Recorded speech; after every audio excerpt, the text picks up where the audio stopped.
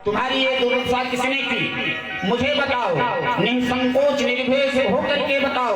बछड़ा बोल पड़ा, महाराज मैं अपने दुख का हेतु कैसे मानूं। कुछ लोग कहते हैं कि भाई जैसा कर्म करोगे वैसा फल मिलेगा। परीक्षित प्रसन्न हो गए और बोले कि भाई गुण तुम्हारा बड़ा अच्छा लगा, बड़ा ही दिव्य है। जीवों को इससे सरल साधन कोई नहीं मिल सकता। अन्य गुणों की कितनी तपस्या करनी पड़ती है। अन्य युग में 10-10 हजार तपस्या करते हैं तब भगवान प्रसन्न होते हैं। कलयुग में केवल भगवान का संकीर्तन हरे राम राम राम हरे हरे, हरे कृष्ण कृष्ण कृष्ण हरे हरे, इस मंत्र का जप करके भगवान को प्राप्त किया जा सकता है।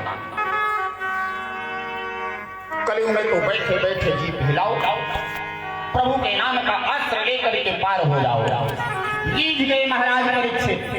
भाई तब तो हम तुम्हें रहने का स्थान देंगे, जाओ 4 कमरे आपको मैं दे दिया। कलयुग ने कहा कौन? कहीं दूतम पानम स्त्रियम सूना यत्रा धर्मश्चतुर्विधः। जहां जुआ खेला जाए, जहां मदिरापान हो, जहां लंपट पुरुष रहते हो, जहां जीव जंतुओं की हिंसा होती हो, वहीं जाकर के तुम रहो। कलयुग गिड़गिड़ाता हुआ बोला कि महाराज परिवार बहुत बड़ा है, 4 कमरों में मेरा गुजारा नहीं होगा। मेरे पास सब दुर्गुण ही दुर्गुण है, बहुत बड़ा परिवार है मेरा। और फिर आपने जैसी शकल देखा वैसे ही कमरे दे दिए हमें। अरे कम से कम एक गुण मेरे अंदर तो है कि कलयुग में केवल भगवान का कीर्तन करने से वह इस जीव रूपी भवसागर को पार कर सकता है। तो कोई एक अच्छा सा स्थान तो हमको दे दीजिए। राजा परीक्षित ने कहा कि अच्छा तो बोलो कौन सा स्थान और चाहते हो। कलयुग में महाराज केवल स्वर्ण सोने में निवास मिल जाता तो बहुत मेरा काम चल जाता। पुनश्चाया अपना जायो जात रूपा महाल प्रभो, स्वर्ण में निवास मांगा। कलयुग में परीक्षित चूंकि प्रसन्न थे, गुण पर रीझे हुए थे, इसलिए तुरंत कह दिया अच्छा जाओ तुम्हें स्वर्ण में भी मैं निवास दे देता हूं। इस प्रकार से एक दिन महाराज परीक्षित स्वर्ण मंडप को धारण करके शिकार खेलने के लिए निकल पड़े। दिग्भ्रमित हो गए, भूख प्यास से पीड़ित होकर के महर्षि समीप की कुटिया में पहुंच गए। बाहर खड़े होकर के खूब आवाज दी पर कोई प्रत्युत्तर नहीं आया। कुटिया के भीतर महाराज परीक्षित ने जाकर देखा तो समीप मुनि समाधिस्थ बैठे हुए थे। राजा को भ्रम हो गया क्योंकि वह कलयुग जो है आकर के राजा परीक्षित के स्वर्ण में जो मुकुट था उसमें आकर के कलयुग बैठ गया और कलयुग का मन जो है विभ्रमित हो गया। तो राजा को भ्रम हो गया कि वृथा समाधि इसकी ये झूठी समाधि है, ये समाधिस्थ नहीं है, तपस्या नहीं कर रहा है, ये झूठा ढोंग किया हुआ है। और बड़ी तेज से जब समीप मन में राजा को भ्रम हुआ, उसके बाद जब क्योंकि राजा परीक्षित को प्यास लगी हुई थी बुलाए, लेकिन वो तो भाई समाधिस्थ थे। तो राजा परीक्षित ने सोचा कि मेरी जो आवाज जा रही है वो सुन रहा है, लेकिन भौंक किया है वो उठ नहीं रहे हैं। राजा चक्कर में कौन पड़े, अपने आप चिल्ला करके चला जाएगा। राजा परीक्षित सोचता है अरे राजा ईश्वर का अंश होता है। राजा अपने मन में कलयुग के दुष्प्रभाव से सोच रहे हैं, देखता हूं असली है कि नकली। एक मरा हुआ सांप वहां पड़ा हुआ था, वो धनुष में उसको खोस करके उठा करके महात्मा के गले में लपेट दिया। पर महात्मा भी असली थे। समीप मुनि उनकी समाधि हुई असली, ऊपर कोई भी अंतर नहीं पड़ा। समीप मुनि के समा उनको कोई भान ही नहीं था कि कौन आया, कौन पुकारा, कौन मेरे गले में सर्प को डाला, कुछ नहीं जाने। वो अपने मन में समाधिस्थ थे। और यह डाल करके राजा परीक्षित चले गए। एक दृश्य एक बालक ने देखा और दौड़कर समीप ऋषि के पुत्र को सूचित किया जो कौशिकी नदी के तट पर खेल रहा था। जहां पर समाचार जब जाकर के सुनाया कि ऋषि कुमार क्रोध में भर गया, सिंगी वह बालक तुरंत नदी के जल में प्रविष्ट हो गया और कौशिक्या उपसृष्या वागुजम विसर्ज कौशिकी नदी का जल अपने हाथ में लेकर के महाराज परीक्षित को भयंकर श्राप दिया। इति लंघत मर्यादम तच्छतः सत्यमेहिनी दक्षसी तिरस कुलंगारा चोदितो में तदद्भुतम। श्रृंगी ऋषि ने हाथ में जल लेकर के संकल्प किया, ए कुलांगार, तुम्हारे पूर्वजों ने सर्वदा संतों की चरण रज अपने मस्तिष्क पर धारण की, तूने संतों का अपमान किया, जा मेरा साप है, तूने सर्प के द्वारा मेरे पिता का अपमान किया है, तो आज से सप्तम दिवस, आज के 7वें दिन सर्प का ही तुझे ग्रास करना पड़ेगा, सर्प दंश से तेरी मृत्यु होगी। ऐसा कह करके जल छोड़ दिया और वह बालक अपने पिता के सम्मुख आया, गले में भरा हुआ, गले में जब आया अपने पिता के पास पहुंचे तो मरे हुए सर्प को देखा, मुक्त कंठो रुरोधः, मुक्त कंठ से रोक करके इतना क्रोध उस बालक को हुआ कि अपमान की आग में जलता हुआ रोने लगा। श्रृंगी ऋषि जब जो लोग से रोया तो समीप मुनि की समाधि खुल गई, नेत्र खोल कर देखा कि गले में मरा सर्प पड़ा है, उतार करके फेंक दिया, पुत्र को गोद में ले लिया, बेटा क्या हुआ, तू इतना क्यों रो रहा है? कंठावृत होने के कारण बालक को कुछ नहीं बता सका, पर अन्य जो बालक उनके साथ थे सबने सारा वृत्तांत सुनाया। सारा समाचार सुनते ही जहां से शब्द कान में जम पड़ा कि मेरे पुत्र ने 7 दिन में मरने का श्राप दे दिया, अत्यंत खिन्न हो गए। समीप ऋषि अपने पुत्र से बोले कि बेटा तूने कितना बड़ा अनर्थ कर दिया, जिस महाभागवत की रक्षा करने के लिए हमारे प्रभु मां के गर्भ में गए, उत्तरा के गर्भ में जाकर के राजा परीक्षित की रक्षा की, परम वैष्णव परीक्षित की रक्षा की, और तुमने उनको इतना बड़ा श्राप दे दिया। अब इस भारत भूमि को परीक्षित जैसा धर्मनिष्ठ धर्मात्मा राजा कभी नहीं मिल सकता, क्योंकि अब तो राजा होंगे सब धर्म निरपेक्ष होंगे, धर्म से उनका कोई मतलब नहीं होगा। परीक्षित जैसा धर्मात्मा कहाँ मिल सकता है? जब राजा धर्मात्मा नहीं होगा तो प्रजा में धर्म कहाँ प्राप्त होगा? प्रजा जब धर्मनिष्ठ नहीं होगी तो वर्ण संकर फैलेगी और ये सारे दोष का कारण तू बनेगा। तो हे प्रभु ये क्या अनर्थ हो गया? सभी ऋषि ने कहा मेरे पुत्र को हमारे अपराध की क्षमा कर, भगवान से प्रार्थना करते हैं, पर अब जो होना था, जो श्राप देना था वो तो दे चुके, वह हो चुका। तुरंत अपने सेवक को भेज करके परीक्षित को ये सारा समाचार बतवा दिया। जहां परीक्षित महाराज ने सुना कि 7वें दिन मरना सुनिश्चित है तो सर्वस्व त्याग करके सीधे गंगा तट पर शुभ तीर्थ में जाकर के विराजमान हो गए। पश्चाताप की आग में जल उठे। जिन संतों की मैंने सर्वदा सम्मान किया, आज उन संतों को अपमान करने की भावना मेरे मन में कैसे आई? ये नीच कर्म मैं तो सोच भी नहीं सकता। तुरंत राजा परीक्षित आए,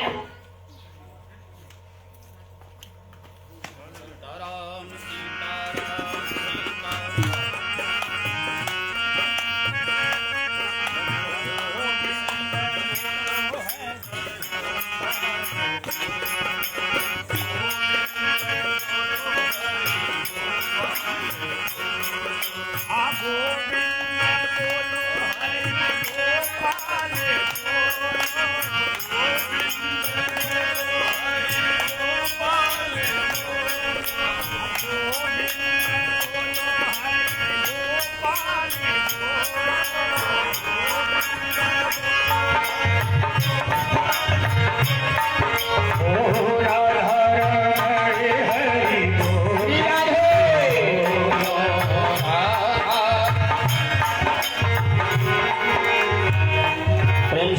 रामचंद्र भगवान की। तुरंत राजा परीक्षित महल में गए और अपने पुत्रों और रानियों को बता करके क्या कहते हैं, श्री कृष्ण सुधारस पीने को हम राजपाट सब छोड़ चले। श्री कृष्ण सुधारस पीने को राजपाट सब छोड़ चले। मस्ती में अब तो जीने को, मस्ती में अब तो जीने को, हम जग से नाता छोड़ चले। हम जग से नाता छोड़ चले। श्री कृष्ण सुधारस पीने को हम राजपाट सब छोड़ चले। राजा परीक्षित अपने पुत्रों को रानियों को बता रहे हैं कि अब यह राजपाट में छोड़ करके अब भगवान शिव के भजन में जा रहे हैं।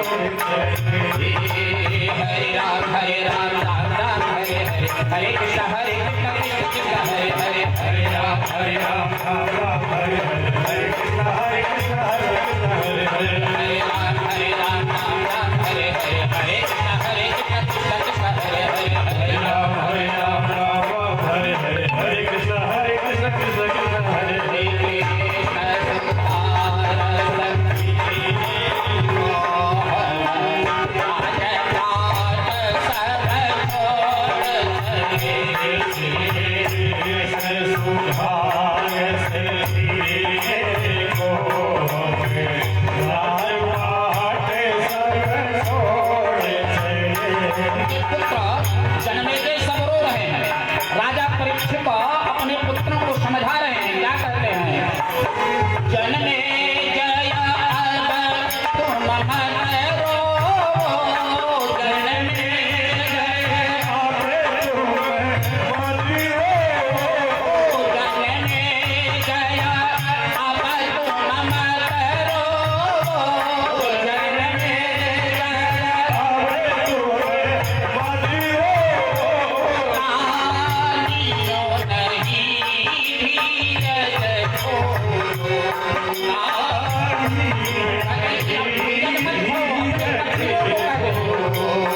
रोना छोड़ो हमको छोड़ो, रोना छोड़ो, हम जग के बंधन छोड़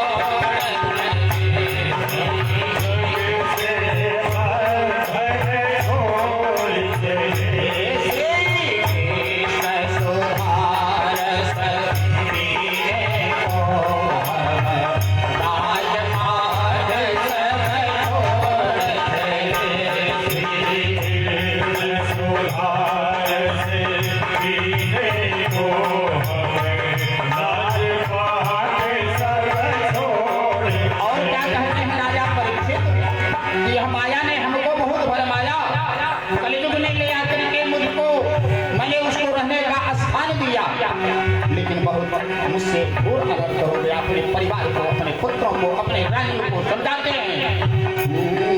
माया ने हमें बहु भरे माया, माया ने हमें बहु भरे माया, माया ने हमें बहु भरे माया, माया ने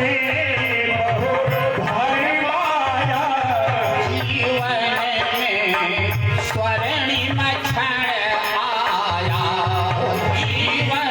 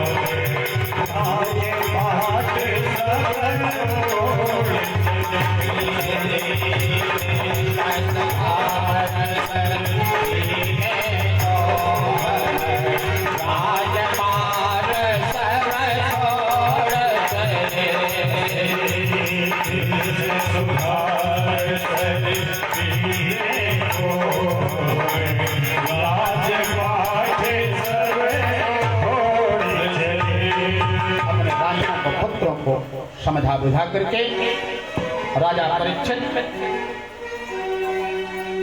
कहते हैं तुरंत सुख तीर्थ में जा करके विराजमान हो गए। पश्चाताप की आग में जल उठे और वो कहते हैं कि आज उन संतों का अपमान करने की भावना से मेरे मन में कैसे आई, यह सब अपने परिवारों को बचा करके अहो मया नीच कर्मस्त निरागस ब्रह्मणास्मि बारंबार पश्चाताप करते हुए महाराज परीक्षित गंगा तट पर आकर के विराजमान हो गए। ऋषि मुनियों को जब पता चला कि हमारे सम्राट को राजा परीक्षित को 7वें दिन जो सांप लगा हुआ है, सर्प आकर के डसेगा और मर जाएंगे, तो जितने सिद्ध कोटि के दिव्य महापुरुष ये सब के सब परीक्षित के पास दौड़े दौड़े आए। अत्रि वशिष्ठ श्रद्धा निष्ठ अंगिराशा पराशरोगादिशितो राम उत्थत इंद्रस्य पदो दबाहो। शिव जी कहते हैं कि अत्रि वशिष्ठ पराशर भृगु पराशर विश्वामित्र आदि सब के सब वहां पर जितने थे विद्वान संत सब आकर के राजा परीक्षित के पास बैठ करके सत्संग कर रहे हैं कि क्या उपाय किया जाए, कैसे इस मृत्यु का भय जो है वह उसका निवारण हो जाए। यहीं पर आज श्रीमद् भागवत सप्ताह के द्वितीय सत्र का विराम। आगे का कार्यक्रम 2 बार आप लोग भगवान का कीर्तन करेंगे। उसके बाद इस मंच को श्री पंडित ओंकार नाथ मिश्र को समर्पित करते हैं। श्री कृष्ण गोविंद हरे मुरारे हे नाथ नारायण वासुदेव। श्री कृष्ण गोविंद हरे मुरारे हे नाथ नारायण वासुदेव।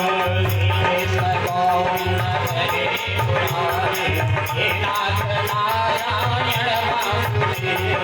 श्री कृष्ण गोविंद हरे मुरारे हे नाथ नारायण वासुदेव। हे नाथ नारायण वासुदेव। हे नाथ नारायण वासुदेव। हे नाथ नारायण वासुदेव। हे नाथ नारायण वासुदेव। हे नाथ नारायण वासुदेव। हे नाथ नारायण वासुदेव। गोविंद हरे मुरारे हे नाथ नारायण वासुदेव। श्री कृष्ण गोविंद हरे मुरारे हे नाथ नारायण वासुदेव। श्री कृष्ण नारायण वासुदेव। हे नाथ नारायण वासुदेव। हे नाथ नारायण वासुदेव। श्रीचंद्र भगवान की जय हो। श्री बोलिए श्रीमद् भागवत महापुराण की जय हो। प्रेम से बोलिए श्रीमद् ज्ञान यज्ञ की जय हो। प्रेम से बोलिए यज्ञ नारायण भगवान की जय हो। जय जय श्री राधे। श्री पंडित ओंकार नाथ मिश्र।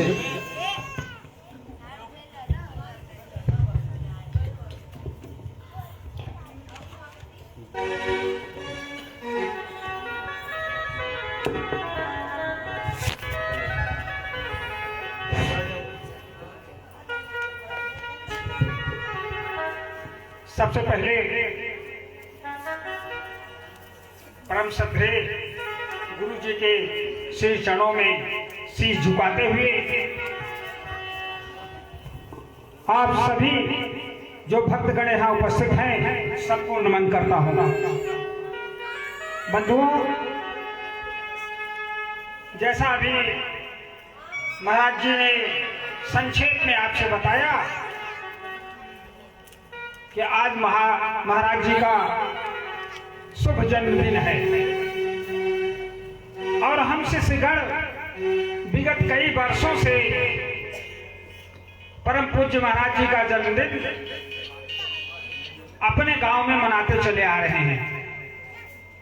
इस साल भी जब मैंने निवेदन किया तो महाराज श्री जी ने बताया कि परम आदरणीय हमारे मामा जी लगते हैं पंडित उमानाथ जी तिवारी, यहाँ एक ज्ञान यज्ञ होने वाला है जिसमें हमारी उपस्थिति है। मैं यज्ञ को छोड़ करके बीच में कहीं नहीं जा सकता हूँ, यह ऐसा मेरा संकल्प है। तो हमने कहा बहुत ठीक है, ये हम लोगों का और परम सौभाग्य है, व्यक्तिगत रूप से हमारा परम सौभाग्य है। अब चूंकि हमसे कम उम्र वाले ज्यादा लोग हैं, मेरा जन्म भी इसी गांव में हुआ है, मेरा ननिहाल है, तो मुझे ये बड़ा आनंद आया कि आज मैं अपनी जन्मभूमि में अपने परम पूज्य गुरुदेव जी का आशीर्वाद प्राप्त करूंगा। श्री बाबा गौरी शंकर जी की ये परम धरती, इसको मैं पूरा कोदई नहीं कहता हूँ, इसको मैं सरस्वती नगर कहता हूँ, जहाँ सरस्वती दिन रात यहाँ अपना स्वरूप दिखाती रहती हैं।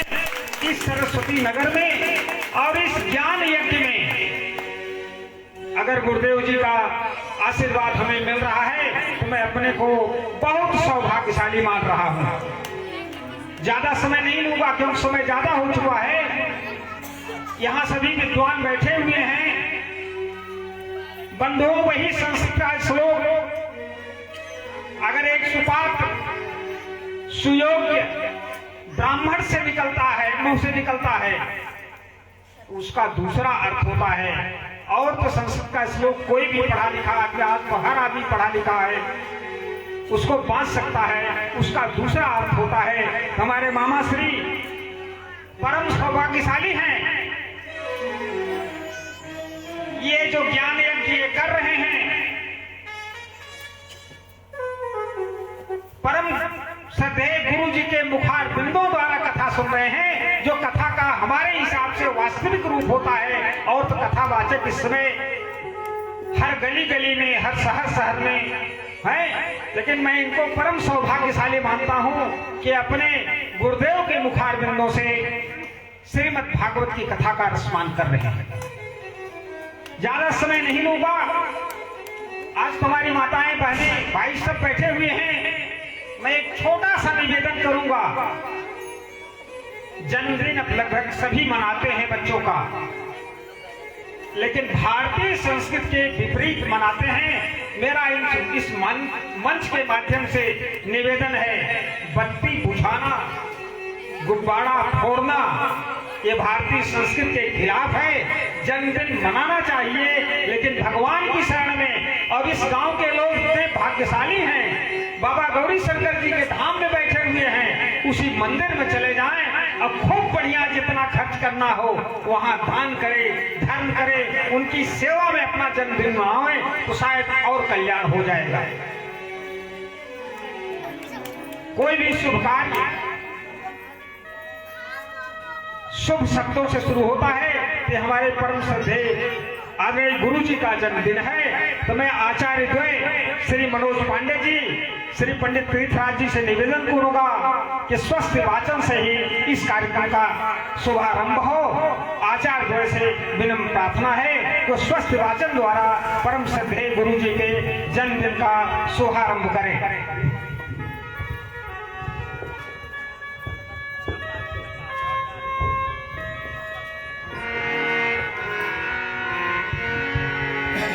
हरि ओम भद्रं कर्णे शृणुयाम देवाः भद्रं पश्येमाचभिरयत्राः स्थिरैरङ्गैस्तुष्टवा ससनाभवसे मयि देवैतं यदायुः शतमेनो शरदो अन्ति देवा जगानचक्राजरसन्तनो नाम पुत्रासो जतपितरो भवन्ति मानो मध्यारिखदारुदन्तो अंतरिक्षमदितिर्माता सपिता सपुत्रः विषे देवा अदितिः पंचजना अदितिजात्ममदितिजनित्वं दीर्घायुताय बलाय व्रतसे सुपदायताय सहसा अथो जीव शरदः शतम्।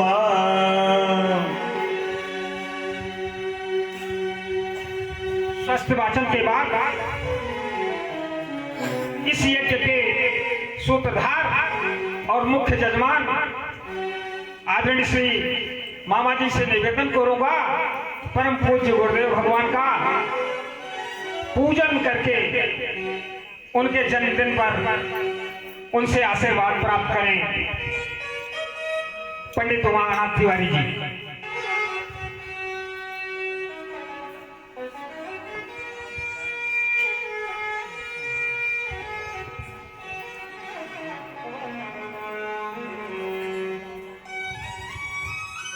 पंडित उमानाथ तिवारी जी जो मुख्य जजमान हैं, उनके द्वारा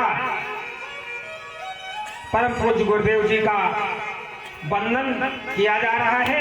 आप उनका चरण वंदन करके उनसे आशीर्वाद प्राप्त कर रहे हैं। अगली कड़ी में